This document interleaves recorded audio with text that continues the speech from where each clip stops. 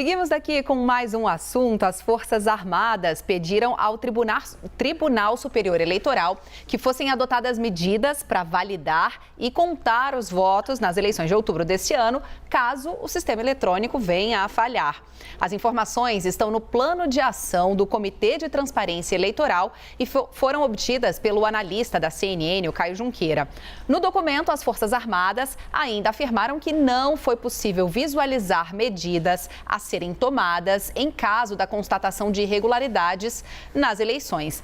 Em resposta, o TSE disse que, com relação ao sistema de votação utilizado atualmente, por sua natureza ser eletrônica, possui mecanismos para recuperação de votos. Ontem, segunda-feira, o TSE divulgou 10 novas medidas do plano de ação e as Forças Armadas contribuíram na elaboração desse plano. Quero saber de você, Fernando Molica, o TSE deveria implementar, são necessárias essas novas medidas aí, essas sugestões das Forças Armadas? A recusa do TSE, nesse caso, pode gerar algum tipo de atrito entre os poderes? Olha, a resposta, eu li o documento, né? Um documento que elenca as sugestões não apenas do representante das Forças Armadas, mas representantes de universidades, da Polícia Federal, enfim, de todo mundo, aquele grupo, né, que foi formado pelo ministro Barroso. O que a TSE diz é que as medidas já foram tomadas, já existem na lei.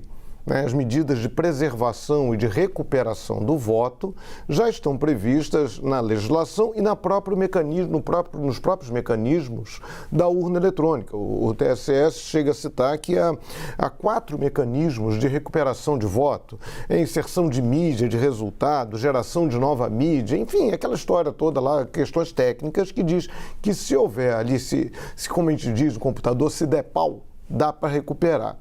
E, então, isso é uma questão que está clara ali na resposta, portanto, a preocupação das Forças Armadas não faz sentido. E eu lembro assim, que é muito comum todo ano, quando tem eleição, a gente vê no noticiário, em tal sessão eleitoral a urna precisou ser substituída. Isso sempre acontece, tem lá umas urnas de reserva. E tem também, no limite, na hora que deu tudo errado, se a urna não funcionou, faltou luz, a bateria acabou, são usadas as cédulas de papel.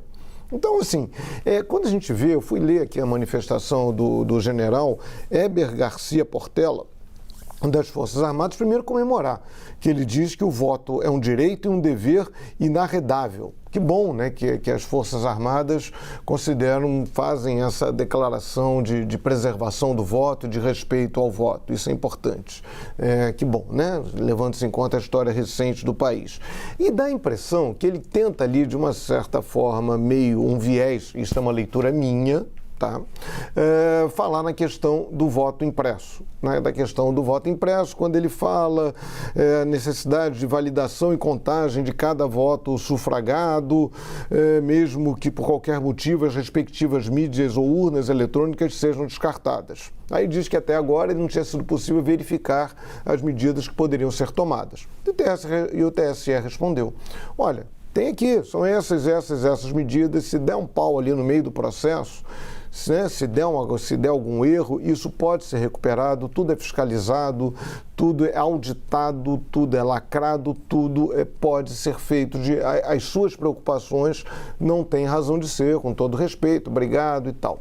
E agora eu só queria também ressaltar um ponto, e aí discordando cordialmente aqui do Boris Casoy, só nem discordando, é só lembrando um aspecto. Eu, num primeiro momento, eu também achava, por que não ter o voto impresso ali do lado e tal? Aí a gente lembra que a urna eletrônica não surgiu do nada.